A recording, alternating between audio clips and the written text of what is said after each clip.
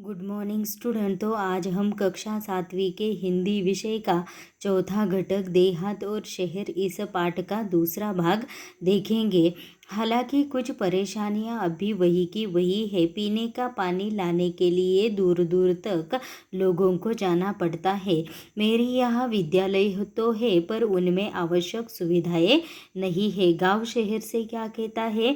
हालांकि गांव के लोग बहुत सारे आधुनिक खेती के तंत्रज्ञान से अवगत हो गए हैं। ग्रामजन शिक्षा, स्वास्थ्य और रोजगार के बारे में भी उन्हें बहुत सारी जानकारी मिली है। पर क्या हुआ है कि अब तक, हालांकि मतलब आज की स्थिति में भी कुछ समस्याएं ऐसी है जो गांव में अभी की वही है। तो वह कौन सी समस्या है। पीने का पानी लाने के लिए दूर दूर तक आज भी लोगों को जाना पड़ता है।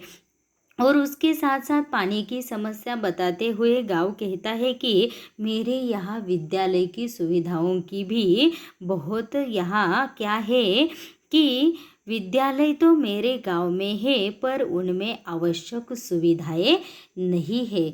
मेरे गांव में विद्यालय है पर विद्यार्थियों के प्रगति के लिए, उनकी उन्नति के लिए जो आवश्यक सुविधाएं होनी चाहिए, जो साधन होने चाहिए, वह गांव के विद्यालय में नहीं है। महाविद्यालय तो हमारे गांव से बहुत दूर है।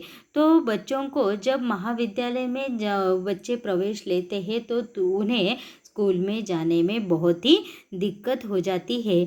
मेरे बारे में सोचता हूँ तो लगता है कि तुम्हारे पास अत्याधुनिक और अच्छी सुविधाएं, विकसित तकनीक है। मतलब गांव कहता है कि जब मैं मेरे बारे में सोचता हूँ कि मेरे यहाँ बहुत सारी सुविधाएं नहीं है, इसलिए स्कूल के बच्चों की प्रगति नहीं हो सकती। परंतु जब मैं तुम्हारे बारे में सोचता हूँ तो मुझे लगता है कि शहर की तुम्हारे यहाँ बहुत सारे अत्याधुनिक और अच्छी सुविधाएं आज भी है। तुम्हारी दिन दूनी रात चौगुनी उन्नति हो रही है। दिन दूनी रात चौगुनी उन्नति होना मतलब बहुत तेज प्रगति होना। तुम कितने सुखी हो। गांव शहर से कहता है कि तुम बहुत ही सुखी हो। यातायात के आधुनिक साधन, पक्की चौड़े सड़कें। क्यों सुखी है गांव की तुलना में शहर। क्योंकि शहर में ये सब कुछ या इतनी सुविधा है। वह कौन सी सुविधाएं है। तो यातायात के आधुनिक साधन मतलब अपना जीवन बिताने के लिए जिन साधनों की, सुविधाओं की आवश्यकता होती है, वह सारे साधन शहर में उपलब्ध है। उसके साथ साथ पक्की चौड़ी सड़कें भी शहर में है।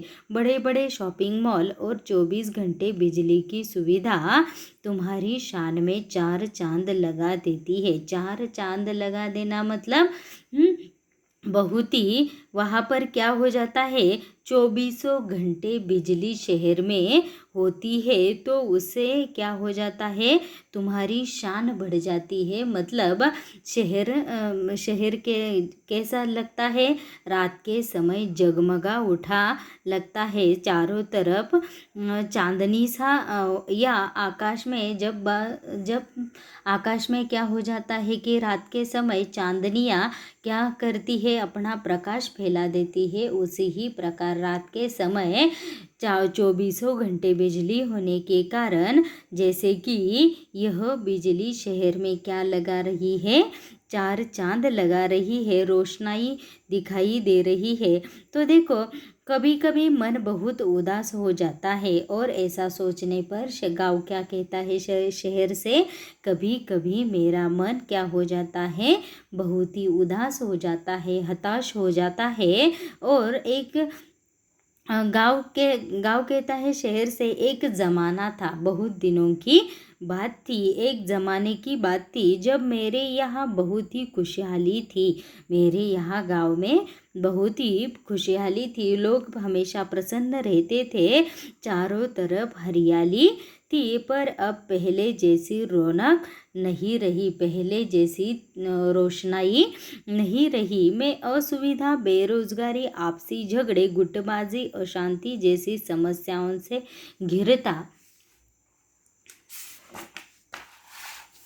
जा रहा हूँ। यहाँ के कुछ अशिक्षित और अल्प शिक्षित लोग परिवार कल्याण के प्रति आज भी उदासीन है। जनसंख्या भी बढ़ रही है, उनके लिए यहाँ काम धंधा नहीं है। मतलब गांव शहर से कहता है कि मेरे यहाँ गांव में कौन कौन सी असुविधा है।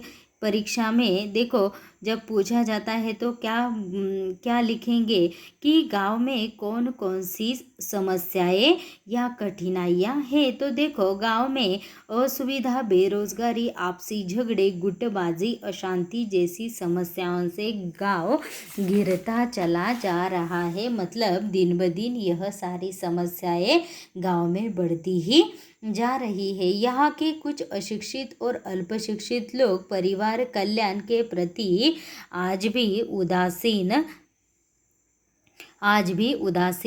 है। यहाँ के कुछ अशिक्षित और अल्पशिक्षित, गांव के लोग ज़्यादा पढ़े लिखे नहीं होते, तो इसलिए यह सारे अशिक्षित और अल्पशिक्षित लोग परिवार कल्याण के लिए आज भी उदासीन है। मतलब अपने परिवार की प्रगति करने में आज भी वह क्या होते जा रहे हैं, आज के ज़माने भी वह पीछे ही रहते जा रहे हैं। जनसंख्या भी बढ़ रही है, लोगों की संख्या, जनसंख्या मतलब लोगों की संख्या भी दिन ब दिन बढ़ती जा रही है और उनके लिए यहाँ काम धंधा गाँव में उपलब्ध नहीं है।